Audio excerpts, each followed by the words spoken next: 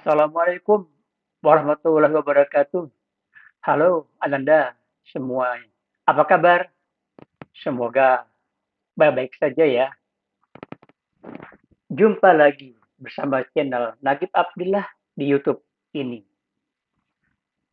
Pada pertemuan yang lalu, kita telah melaksanakan kegiatan asesmen diagnostik kognitif bertujuan melakukan pemetaan kemampuan siswa terhadap mata pelajaran informatika kelas 10 agar dapat mempermudah pembagian kelompok dan analisa kemampuan belajar siswa di kelas 11 atau fase F berdasarkan kelompok kategori 1, 2, dan 3. Kategori 1 dengan kriteria siswa berkemampuan advance. Kategori 2 kriteria siswa berkemampuan intermediate. Kategori ketiga siswa dengan berkemampuan basic. Siswa dari waktu ke waktu berdasarkan asesmen formatif kelompok kategori 1, 2, dan 3 akan mengalami dinamika atau perubahan dalam proses pembelajaran siswa. Nah, pada pertemuan kedua ini akan disampaikan materi tentang informatika dan buku kelas 11 atau fase F. Selamat belajar, semoga sukses dapat memahami materi berikut ini. Informatika fase F, kelas 11 SMA Lama 1 Jakarta, dengan materi tentang informatika dan buku. Tujuan pembelajaran, siswa mampu memahami gambaran umum mengenai hal apa saja yang akan dipelajari pada pelajaran informatika kelas 11 sebagai mata pelajaran pilihan. Kemudian pertanyaannya adalah, mengapa kalian memilih informatika sebagai mata pelajaran pilihan di kelas 11 ini? Dan apakah kalian benar-benar memahami konsekuensi materi pelajaran, kelanjutan studi di perguruan tinggi, karir di dunia pekerjaan, dan sebagainya yang akan dihadapi oleh kamu di masa depan jika memilih mata pelajaran ini. Berdasarkan pertanyaan tadi, nah silahkan kamu menjawab ya di kolom komentar di YouTube ini. Terima kasih. Dan sekarang kita akan melanjutkan pada slide berikutnya tentang informatika. Di era industri 4.0 dan masyarakat 5.0, informatika merupakan salah satu disiplin ilmu yang wajib dikuasai oleh setiap orang. Dan aspek praktisnya sudah diperlukan sejak usia dini. Belajar informatika tidak berarti harus selamanya di depan komputer. Informatika adalah sebuah disiplin ilmu yang mencari pemahaman dan mengeksplorasi dunia di sekitar kita, baik natural, dunia, dan alam sekitarnya, tapi juga termasuk alam gaib ya, maupun artifisial atau dunia maya atau dunia digital yang diciptakan manusia, bukan dunia gaib, ya.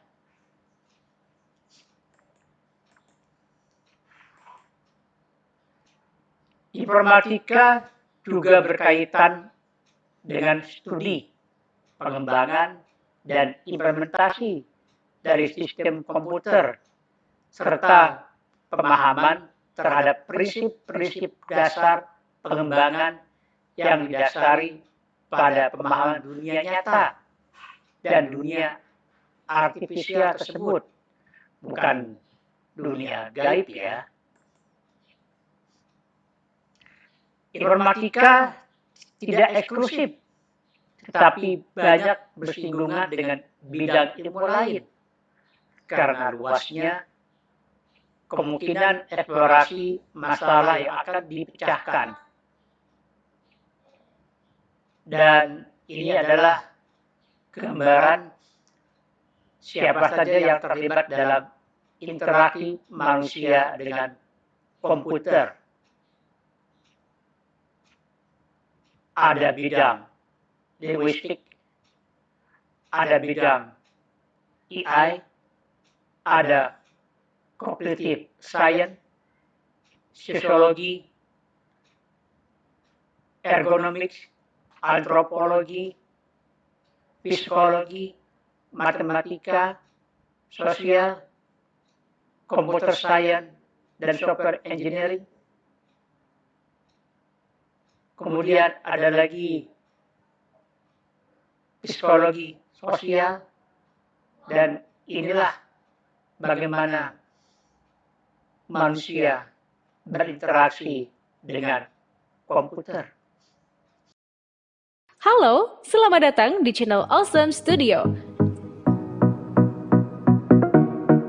Bagi kalian yang suka nonton film genre fiksi ilmiah, pastinya tahu ya segudang teknologi canggih yang sering dimunculkan dalam film. Sampai-sampai kita dibuat berandai-andai, kapan dan benarkah teknologi tersebut ada? Berikut ini beberapa teknologi masa depan yang sudah terrealisasikan.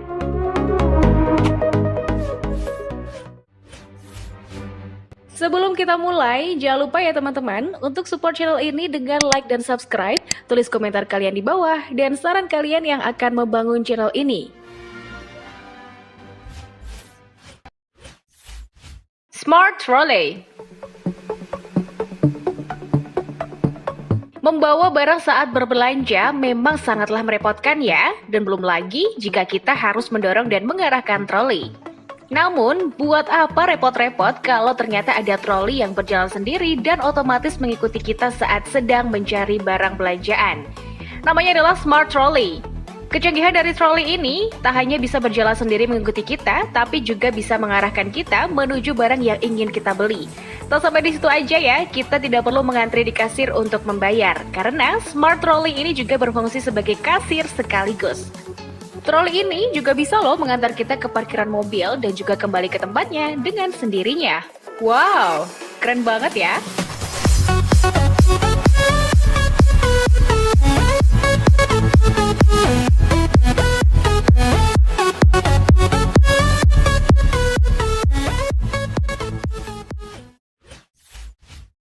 Advanced Lens.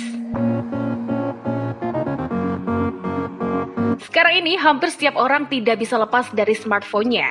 Selain menjadi kebutuhan, biasanya kita berinteraksi dan berkoneksi menggunakan ponsel. Tapi ponsel pintar tidak ada apa-apanya jika dibandingkan dengan teknologi yang satu ini.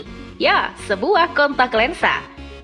Di masa depan akan ada kontak lensa yang super canggih. Kontak lensa yang sedang dalam tahap pengembangan ini nantinya dapat digunakan layaknya komputer loh. Dan kontak lensa ini dilapisi dengan silikon chips yang nantinya akan mampu melihat dalam gelap dan menerima informasi secara nirkabel. Sehingga hanya dengan melihat kamu dapat mendapatkan informasi dari kondisi sekitar. Dan gak hanya itu, kontak lensa ini juga bisa mengambil foto dan merekam video. Wah, bisa dibayangkan ya, di masa depan orang bisa meluncur ke internet hanya dengan kontak lensa di mata.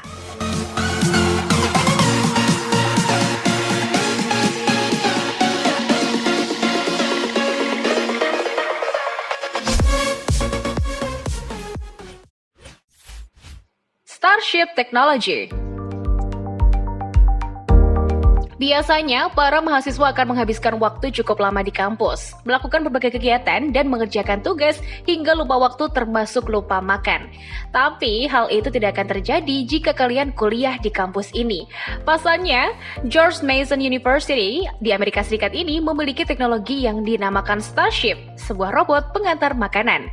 Jadi, saat kalian punya kegiatan dan tidak sempat beli makanan, kalian tinggal membuka aplikasi lalu memesan makanan. Dan dalam waktu kurang dari 15 menit, robot Bini ini akan mengantar makanan sesuai dengan pesanan kamu. Wah, keren ya!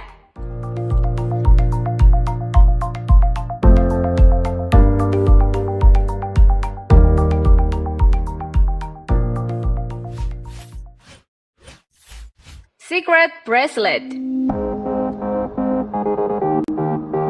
Perkembangan teknologi memang benar-benar luar biasa. Kini, sebuah gelang saja bisa menjadi alat super canggih layaknya film fantasi. Tidak perlu kostum yang canggih, kalian hanya memerlukan sebuah gelang. Secret Bracelet disebut-sebut akan menyaingi smartphone di masa mendatang. Bagaimana tidak? Dengan gelang ini, kalian bisa mengakses smartphone yang seakan-akan menempel di kulit kalian. Gelang yang dilengkapi dengan 8 buah proximity sensor dan juga microprojector ini tidak hanya menampilkan display saja ya, tetapi hampir semua fungsi smartphone dapat dioperasikan. Fungsi tersebut seperti browsing, chatting, dan juga bermain game, dan bahkan hal tersebut bisa dilakukan saat mandi sekalipun.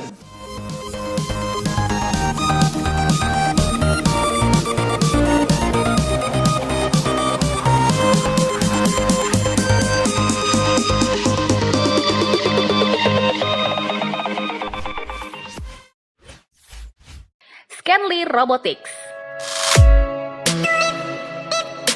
Kamu sering kesulitan saat mencari tempat parkir. Kini, hal tersebut tidak perlu kalian alami lagi ya, karena dengan Scanly Robotics, mobilmu akan terparkir secara otomatis. Kalian hanya perlu ngedrop mobil yang akan diparkir, mengkonfirmasi tiket parkir, lalu robot Stanley lah yang akan mengangkat mobil kalian dan mencarikan tempat parkir. Robot canggih ini dilengkapi dengan sistem GPS militer yang akan mencatat setiap mobil yang diparkir. Dengan begitu, kecil kemungkinan terjadi kesalahan lokasi ataupun kehilangan. Robot Stanley ini masih dalam tahap pengembangan dan juga sudah diaplikasikan di beberapa bandara di dunia seperti London, Prancis, dan juga Jerman. Wah, kira-kira kapan ya di Indonesia? Dan itulah beberapa teknologi canggih masa depan yang sekarang sudah ada. Itu saja video pembahasan kali ini. Jika kalian suka, like dan share video ini ke teman kalian ya. Dan jangan lupa klik tombol notifikasi agar kalian gak ketinggalan info menarik lainnya. See you in the next video and stay awesome!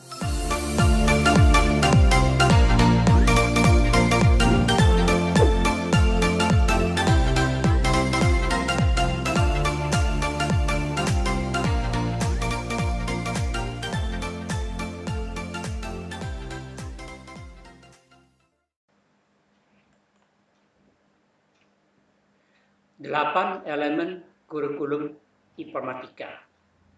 Dan hal ini sudah pernah kamu ketahui ketika belajar di kelas 10 atau fase E. Namun kita akan coba mengulang kembali apa saja 8 elemen kurikulum informatika tersebut. Yang pertama adalah berpikir komputasional atau BK. Yang kedua, teknologi informasi dan komunikasi atau TIK. Yang ketiga, sistem komputer atau SK. Berikutnya adalah jaringan komputer dan internet atau JK. Maksud saya JKI.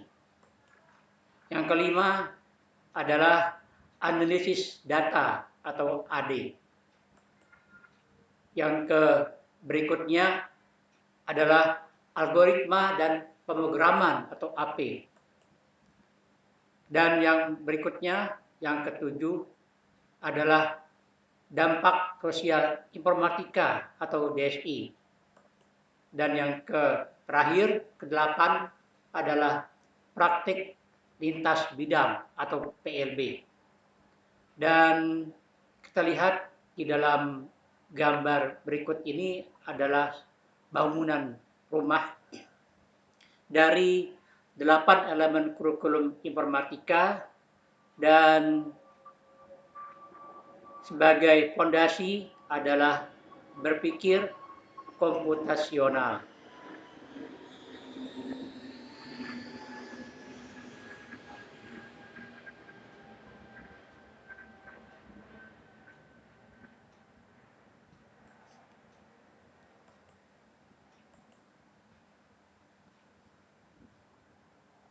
Kedelapan elemen tersebut erat kaitannya satu sama lainnya.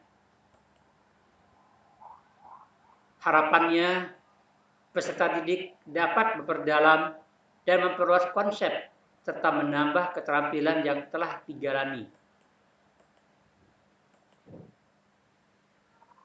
Selain berakar ke ilmu formal, informatika juga berakar ke engineering. Informatika hakikatnya mengemas STEM atau singkatan dari science, teknologi, engineering, teknik, art atau seni, dan maths, matematika. STEM itu erat kaitannya satu sama lain. Membuat sebuah aplikasi adalah menciptakan artefak komputasional, baik itu hanya perangkat lunak atau merupakan gabungan perangkat keras dan perangkat lunak atau sebuah sistem komputer. Dan ini kita lihat, apa ini anak-anak? Kalian tahu? Ya, ini betul. Ya, ini adalah drone. Ya, drone. Dan ini ada gambar apa di sini? Ya, betul. Areal persawahan. Dan kita akan sedikit membahas tentang bagaimana artefak komputasional di bidang pertanian. Membangun sebuah artefak komputasional untuk bidang tertentu, misalnya pertanian, juga perlu memperhatikan sains yang terkait pertanian, yaitu bidang biologi, ilmu tanah, atau media tanamannya, selain sains informatika. Dan kita lihat di sini pada gambar ini bahwa drone sedang menyiram pestisida dengan dikontrol menggunakan HP secara jarak jauh. Dan biasanya penyemprotan ini dilakukan oleh manusia. Namun dengan adanya artefak komputasional di bidang pertanian, maka penyiraman pestisida bisa dilakukan dengan menggunakan drone. Teknologi atau perangkat TK dan perangkat lainnya dan engineering atau proses menganalisis dan merancang dibutuhkan baik untuk mengembangkan produk maupun untuk memakai produk.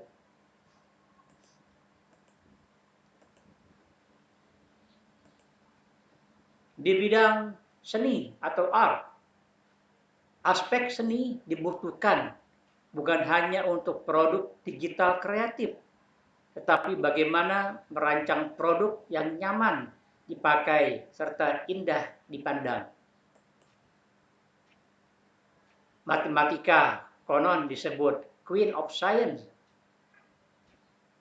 yang mendasari semua model komputasi dari produk komputasional apapun.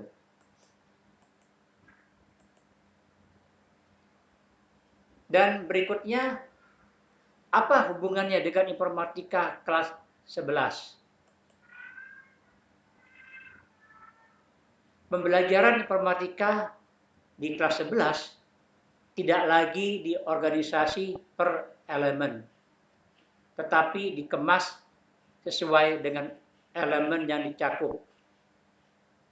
Ya, seperti sudah kamu ketahui bahwa ada 8 elemen dalam struktur kurikulum untuk pelajaran informatika. Dan ini adalah peta konsepnya, bagaimana nantinya siswa kelas 11 untuk belajar informatika dari bab ke bab, dari elemen, gabungan elemen ke elemen yang lain. Sistem komputasi. Komputasi merupakan ilmu yang berkaitan dengan komputer, permodalan matematika, serta teknik penyelesaian numerik. Dilansir dari situs Tokopedia, komputasi atau computing adalah proses penggunaan teknologi komputer untuk menyelesaikan sejumlah tugas. Menurut Jenner Simarmata dalam buku Rekayasa Perangkat Lunak tahun 2010, komputasi merupakan sub bidang dari ilmu matematika dan komputer.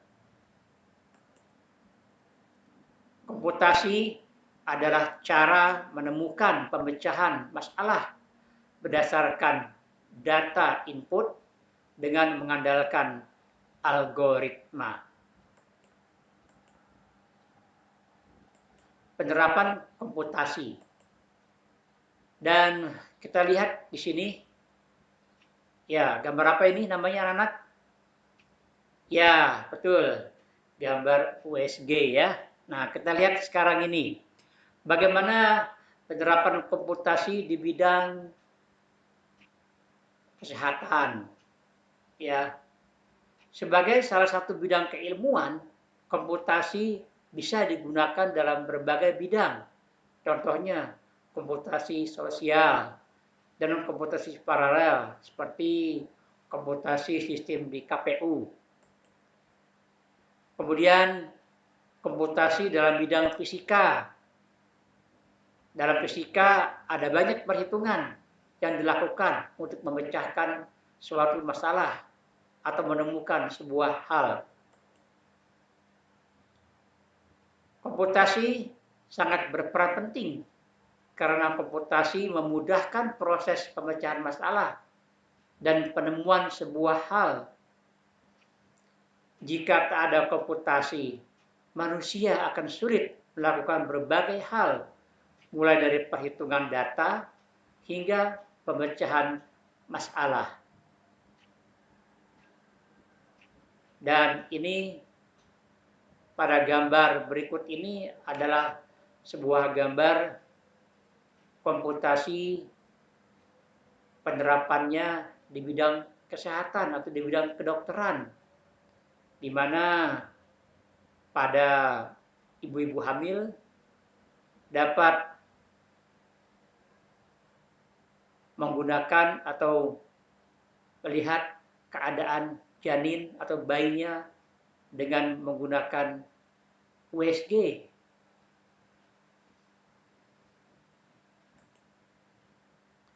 Dan ini merupakan contoh komputasi bidang matematika. Ini menggunakan aplikasi pemrograman blok atau Scratch. Dan di sini ada komputasi bidang matematika, contohnya dalam program menghitung luas permukaan kubus.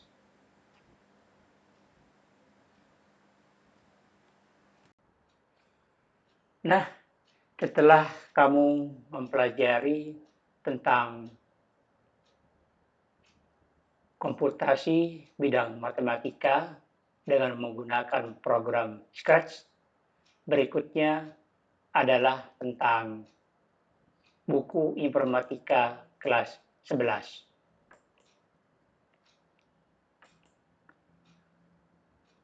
Dalam buku informatika kelas 11, berpikir komputasional yang erat hubungannya dengan pemrograman akan dikemas menjadi bab-bab berikut ini. Bab kedua, materi tentang strategi algoritmik dan pemrograman terdiri atas serangkaian aktivitas-aktivitas berkesinambungan yang merekatkan berpikir komputasional, algoritma pemrograman, analisis data, dan praktis lintas bidang. Bab ketiga intinya adalah dampak sosial informatika yang akan dibahas sebagai wahana membentuk berpikir kritis yang lebih tajam terhadap sebuah kasus sosial yang timbul akibat penerapan teknologi, khususnya teknologi informasi. Bab keempat tentang jaringan komputer dan internet diperdalam konsepnya, namun tidak harus dipraktikkan karena aspek praktis jaringan komputer merupakan ranah pendidikan vokasional. Bab kelima, praktis lintas bidang dirancang untuk pengembangan aplikasi mobile yang dijalankan dengan smartphone atau gawai dan berbasis artificial intelligence atau AI atau kecerdasan artifisial yang merupakan keniscayaan di zaman ini. Dan yang terakhir adalah bab ke-6, merupakan sebuah proyek analisis data tentang sebuah isu yang merupakan salah satu isu internasional saat ini. Nah, berikutnya, ayo kita renungkan. Setelah melakukan 2 aktivitas sebelumnya mengenai materi informatika yang akan dipelajari pada kelas 11, tentu kalian sudah memahami tujuan dan harapan di akhir pembelajaran informatika pada jenjang ini. Nah, untuk selanjutnya, cobalah deskripsikan rencana belajar dan hal yang ingin kalian capai selama menempuh mata pelajaran informatika di kelas 11 yang telah kalian pilih dengan tanggung jawab serta kesadaran penuh. Jawaban dikirim ke email abdillah.nagib@gmail.com dengan subjek email Rencana Belajar Informatika Kelas 11. Nah, ini dia berikutnya. Ayo kita diskusikan ya. 1. Apakah kalian sudah mempelajari semua elemen informatika? Bagaimana? Sudah? Oke, bagus ya. Nah, berikutnya sekarang tuliskanlah elemen-elemen yang telah kalian pelajari secara berurutan. 1. Dari yang paling mudah sampai dengan paling sulit. Yang kedua, dari yang paling menarik sampai dengan paling membosankan. Yang ketiga, dari yang paling aplikatif atau dirasakan dalam kehidupan sehari-hari sampai dengan yang hanya konseptual saja. Jelaskan alasanmu memilih urutan tersebut. Berikutnya, nomor 2. Perhatikanlah gambar rumah informatika. Menurut kalian, mengapa setiap elemen tidak digambar dengan simbol yang sama? Yang ketiga, apa yang terjadi jika fondasi sebuah rumah tidak kokoh atau bahkan dibangun tanpa fondasi? Kemungkinan apa yang terjadi jika berpikir komputasional tidak kuat? Yang keempat, apa yang terjadi jika pilar-pilar pengetahuan punya fondasi kokoh tapi tidak diimplementasi menjadi karya berguna? Yang kelima, apakah mungkin sebuah karya komputasional diwujudkan tanpa perangkat TIK? Silahkan menjawab pertanyaan diskusi tersebut di atas di dalam link Google berikut ini yang akan diberikan di kolom deskripsi pada channel YouTube ini. Terima kasih. Sampai jumpa lagi pada materi pelajaran berikutnya. Akhir kata, Assalamualaikum warahmatullahi wabarakatuh. Salam.